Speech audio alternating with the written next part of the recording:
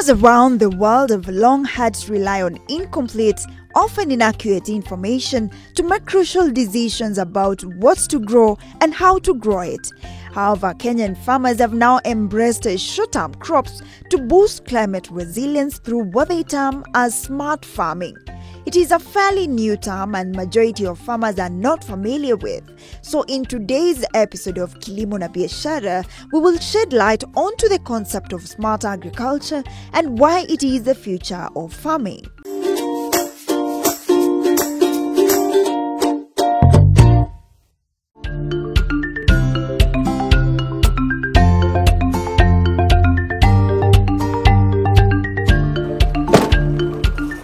Welcome to Kilimo na Biashara show, a show that brings you different types of farming methods as well as all emerging trends in agribusiness world. Today, we want to focus on smart farming.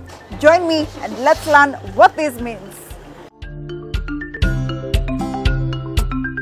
Hello. Hi, Lydia. How are you? You okay? I'm good. I'm okay. How are you? Not bad, not bad. I've heard you're doing a lot here. Yes, we are. I'm so curious to know. Yes. Welcome to Plant Raisers. Thank you. Yeah, we are basically a propagation farm, smart farming company. We were established in 2010. Wow, I would like to know. Even before we start the interview, I want to see the smart farm. Yes, yes. So basically what we do here is we do seedlings and farming of the whole process.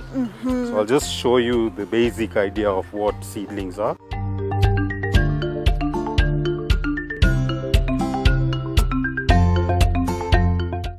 We do like maybe pawpaw trees and all that. Oh, even pawpaw trees? Yeah. I'll show you what we basically do with the seedlings. We'll just dip our feet here. It's got a bit of a chemical in there so that we don't take anything inside. Okay. And biosecurity. yes, and then a bit of hand sanitizers as well. Yeah, so welcome. Thank you. This is our greenhouse. So this is where we basically do our seedlings. Oh, there are many varieties. Yes. Many We have so many. Like just if we take example of tomatoes, we have 10 different varieties of tomatoes. We do. There's cherry tomato, there's plum tomato, there is salad tomato, there's sauce tomato. So we have 10 different varieties for that. So Hatish, I see several plants here. Tell me about them. We have tomatoes, all the different vegetables that require a nursery. And we do them in trays. You can see the tray there. And basically the reason we do them in trays is because we don't use our ground soil at all. We use special media. Why soilless media? Because my ground could be having so many diseases, which I don't want to transfer from my farm to the farmer's farm. So that's why we use special media, which is very inert. It got no nutrients, no disease, nothing. And then we introduce everything into the plant to make them as strong as possible for the real world. You've talked about tomatoes. Which other plants perform well in a propagation section? Basically any seed that requires a nursery. So things like sukuma, spinach, tomatoes again, cabbage, and then broccoli, cauliflower. So any seed that requires special care and a nursery before you transplant onto the field can be done here. Things like maize, beans, all that, it's not viable, it's not economically viable. And even it's not worth doing them in the nursery. You have several plants here. Which one commands the market so far for farmers? We know tomato is a very high producing and high consumption item in Kenya. And everything like sukuma, cabbage, spinach, all these are regular items that we do in our nursery. And we just keep them in stock so that when the farmer comes suddenly to us, we can sell it to him. Is this a profitable venture? Obviously, whatever we try and do, we always try and make some profits in there.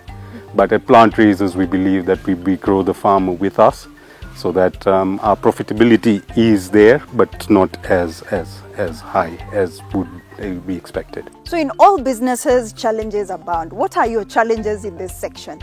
Mostly the biggest challenge we would have is mainly disease control and taking care of the young plants that we have. So we make sure that all my staff who are working with us are with us on a permanent basis, and once we train them, we would like to keep them with us. So that's the biggest challenge we have, just holding on to our farm people and then taking care of the nursery so that our disease infestation is not as high.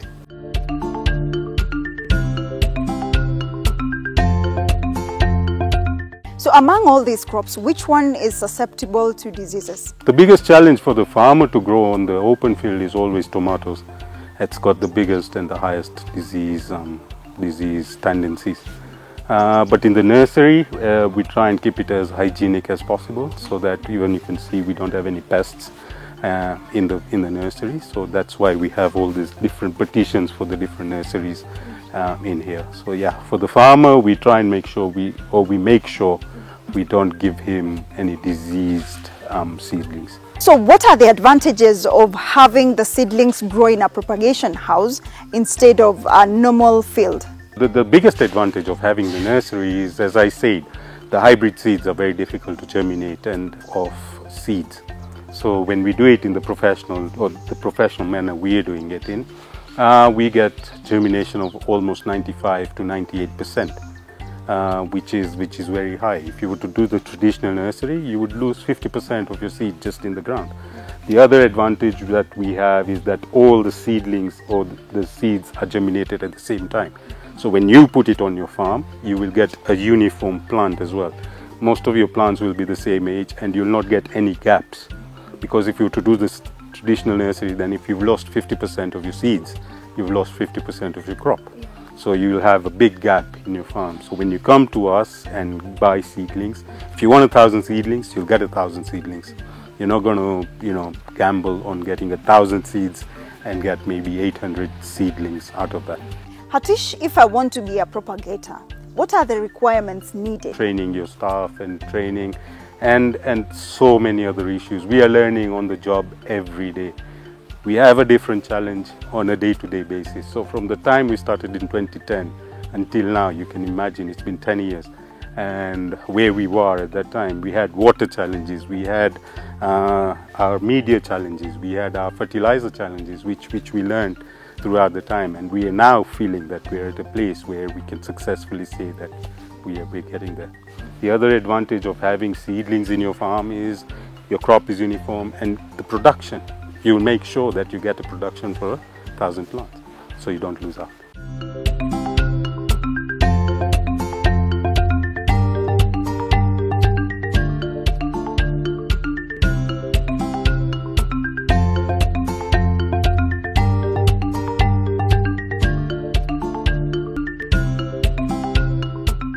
I'll take you to my personal farmer at Plant Raisers called Ronak, and he will show you now what we do from the seedlings and eventually onto the farm. Okay. So let's go. I introduce you to Ronak and we take it from there.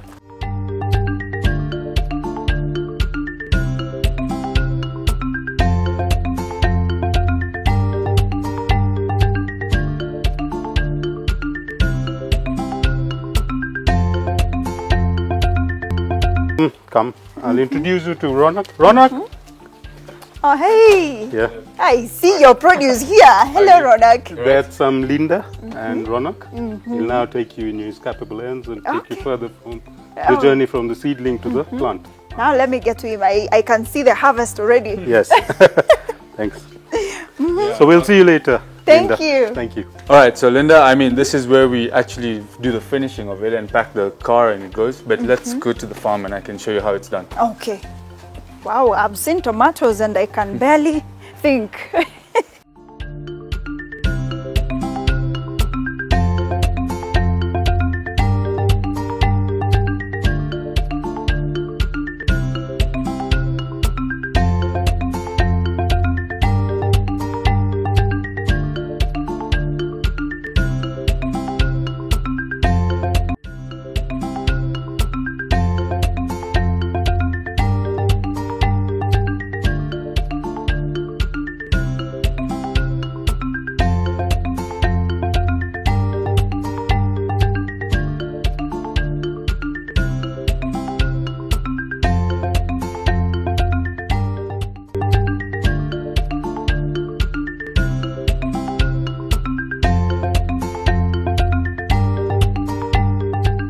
Ronak, you have a lot of plants in one section. What's the trick? Because they are all blooming.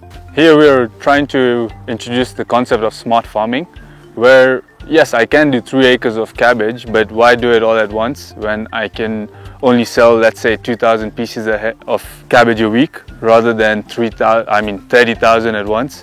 So it makes it easier for me to also get it out of my farm, also manage how the crop can go, and also with crop rotation, which is a really big part of farming, it helps me plant my farm with whatever else I want to plant next. So I would not plant tomatoes where there's cabbages. Once these cabbages come out, I'm going to put tomatoes or onions, just so that the soil can keep rotating. So when you talk about smart farming, what do you mean? It's all about being there in the market throughout the year, and that's doing it in a smart way by also conserving all your water by using drip irrigation and not just flood irrigation. You know, it saves all the water, so already you're saving on water.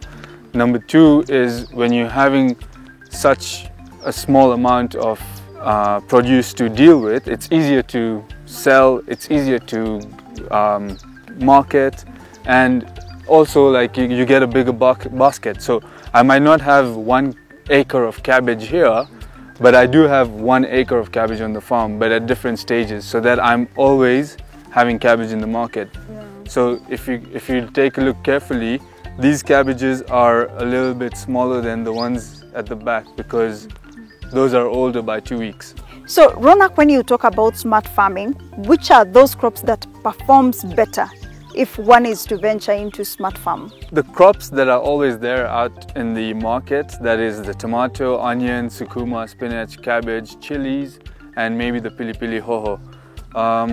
Those 7 products are always out there, and you can sell them on a day-to-day basis, no matter how much you have. But stuff like popo, stuff like avocados, stuff like chilies, like the really hot chilies, those are on a different market, and you have to really look out for that market. But it's not hard to find because the market for everything is growing. So among the plants that you have here, I see you have cabbage and sukuma wiki. Which one commands the market?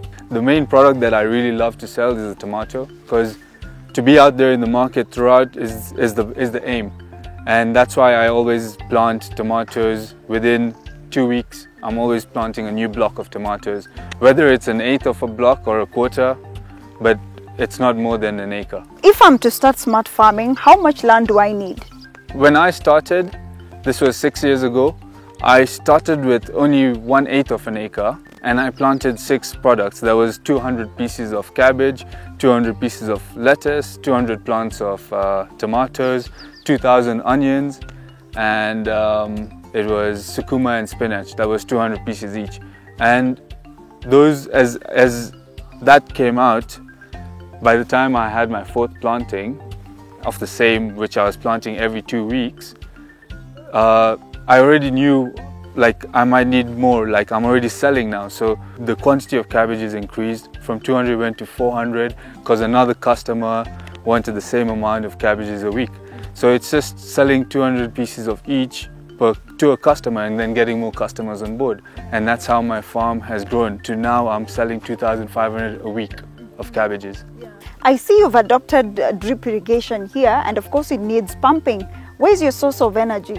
Our whole farm is actually running on solar. We've got 90% running on solar, and in a place like this, just right now, we're unfortunate with the weather, but normally it's quite hot. So I don't really use KPLC or on the grid, and we have a borehole that pumps 22 cubic an hour, which is enough for up to 50 acres of farming. And drip irrigation just makes it easier because I am now ensuring that each and every plant has got that sufficient water it needs. I don't need to put water where there is no plant. The plants have really grown so well, they are blooming. Now I want to see other plants aside from this, because you said you have other plants? Yeah, we do. We have a lot of other plants. But what I can show you is a lot of grow bags. Oh. Because that's something we're really told a lot of farmers to get into. Mm-hmm. Okay, let's go and see.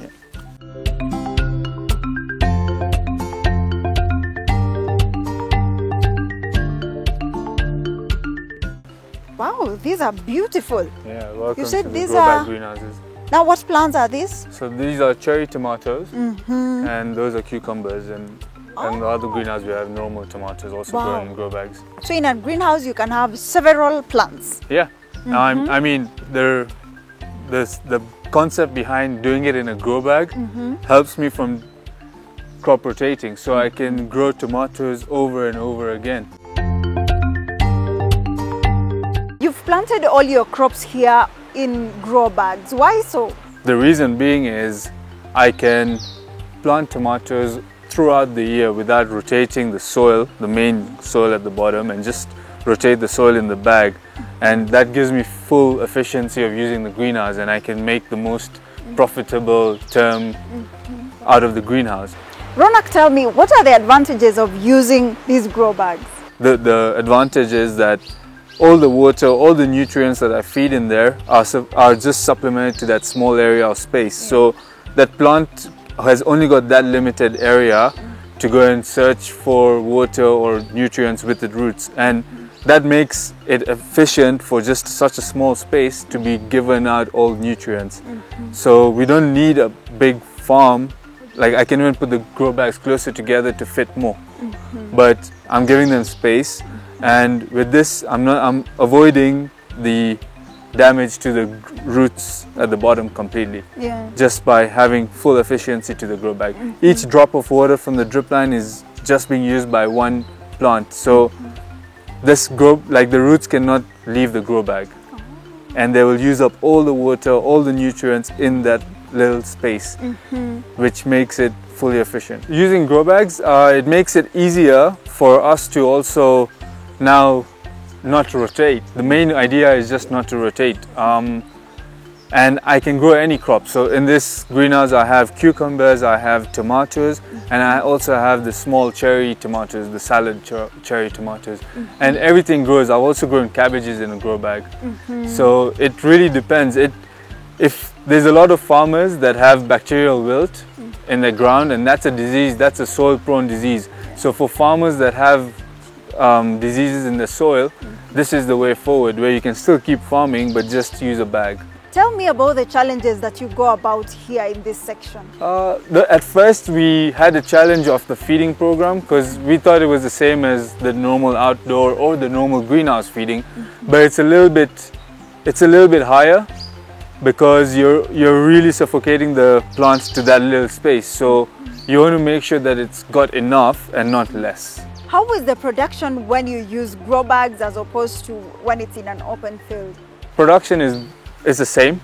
If anything, maybe cleaner, just because we're doing it away from the ground, so it doesn't have any interaction with the ground, and that keeps the fruits cleaner. Like you can see the cucumbers, they'll not be affected. When it comes to this type of farming, what are the management practices? You need to support your crops, because out there like you can put up a stick, but even here, like, you can't put up sticks, but in a greenhouse it's just easier to have this tied up all the way through. Just a normal string, ballet twine will work, and it really supports the growth of the plant. And doing it in a greenhouse, it stops all the outside problems that we face, like in terms of a flood. It would not be able to get in here. I can see that you have cucumbers also in this section. How do we ensure that you have maximum productivity? The atmosphere is very key for cucumbers, because they're very delicate. They do require a greenhouse. They don't, like, it's hard to really plant them outdoors because they're very, very sensitive. So the heat required is quite normal, like maybe 25 degrees to 30 degrees is perfect for this, and out there it wavers, so it's very hard to keep it constant. If a farmer wants to venture into this type of farming, what are those plants that are favorable for growing in these grow bags? You can start with anything you're really preferred with. If you like passion fruit, you can even grow it in a bag. Grow bags is the future of farming, where you can grow anything you want as long as there's new soil being replenished into that bag.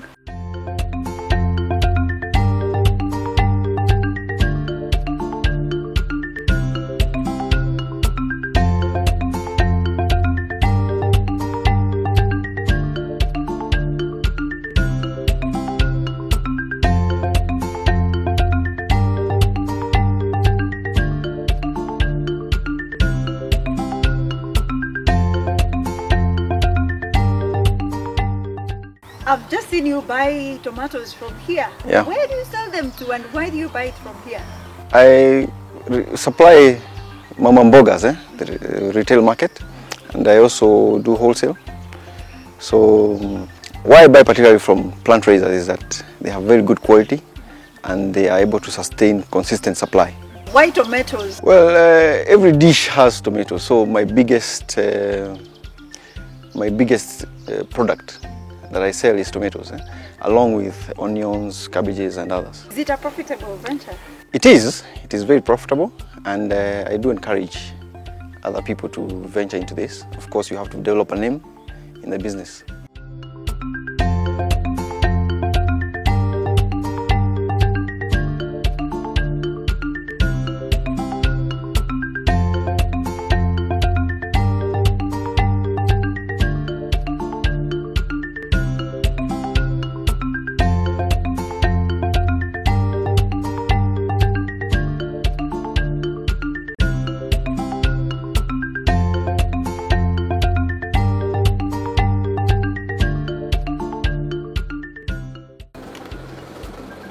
Ronak, this is quite a bumper harvest.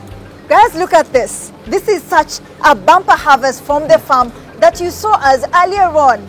Thank you so much for watching Kilimo na Biashara. I hope you've learned something from today's episode of Smart Farming. See you next time.